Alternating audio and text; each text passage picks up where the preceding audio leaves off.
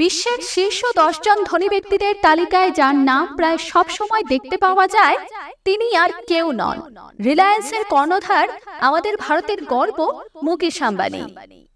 বন্ধুরা, মুকেশ আম্বানি তার এক ইন্টারভিউতে সফলতা প্রসঙ্গে এমন 10টি কথা বলেছিলেন যেগুলো অনুসরণ করলে একজন মানুষ সফল হতে বাধ্য। আজকের ভিডিওতে তুলে ধরব মুকেশ আম্বানির সেই 10টি উপদেশের কথা। তাহলে চলুন দেরি না করে জেনে নিই সেই উপদেশগুলো সম্পর্কে। নাম্বার 1, মুকেশ আম্বানি বিশ্বাস করেন যে একজন মানুষের কাজই হচ্ছে তার আসল পরিচয়, যার কারণে তাকে সামাজিক মাধ্যমে খুব একটা দেখা না গেলেও তাকে চেনে না এমন কোনো মানুষ নেই। প্রচার বিমুখ সেই ব্যক্তিটি যে সত্যি তার কাজের মারফতে লোকের কাছে পৌঁছতে চায়, তার দুটো প্রমাণ হচ্ছে নাম্বার 1, তার যত্নে গড়া রিলায়েন্স কোম্পানি, আর নাম্বার 2, গুজরাট জামনগরে অবস্থিত তার পেট্রোলিয়াম রিফাইনারি, যা বিশ্বের সবচেয়ে বড় রিফাইনারি হিসেবে পরিচিত। নাম্বার 2, স্বপ্ন দেখা জরুরি। মুকেশ আম্বানি বিশ্বাস করেন সফলতা লাভ করতে গেলে নিজের চোখে একটা স্বপ্ন থাকা খুব দরকার। তবে শুধু স্বপ্ন দেখলেই চলবে না, তখন সেটা অবাস্তব শোনাবে। স্বপ্ন দেখার পাশাপাশি কিভাবে সেটাকে বাস্তবায়ন করা যায় সেদিকেও খেয়াল রাখতে হবে। নাম্বার 3, আম্বানি মনে করেন বিশ্বাস সবাইকে করা দরকার, কিন্তু কারোর উপর নির্ভরশীল হওয়া উচিত নয়। অর্থাৎ নিজের ব্যবসার ভার যদি অন্যের উপর ছেড়ে দেওয়া হয়, তাহলে সেই ব্যবসা কখনো বেশি দূর এগোবে না। আর তাছাড়া একজন তার নিজের কাজে যত বেশি ইনভলভ থাকবে, তত সে শিখবে এবং তত উন্নতি হবে। Number 4, no risk no gain.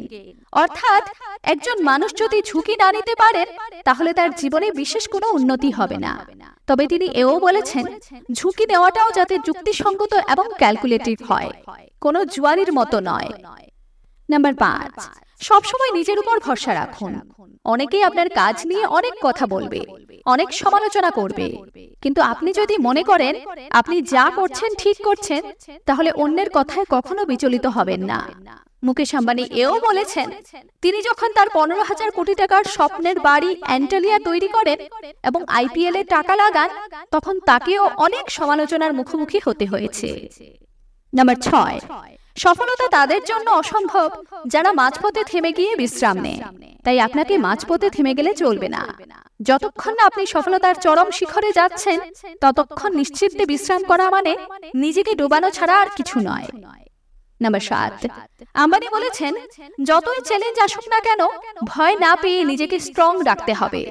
Ambani যখন তার বাবার ব্যবসায় যোগ দেন এবং যখন তিনি ব্যবসা শিখছিলেন, তখনই তার কাকা অর্থাৎ ধীরুভাই আম্বানির বিজনেস পার্টনার রশিক ভাই মারা যান এবং এই ঘটনার 5 মাসের মাথায় ধীরুভাই আম্বানিও অসুস্থ হয়ে পড়েন।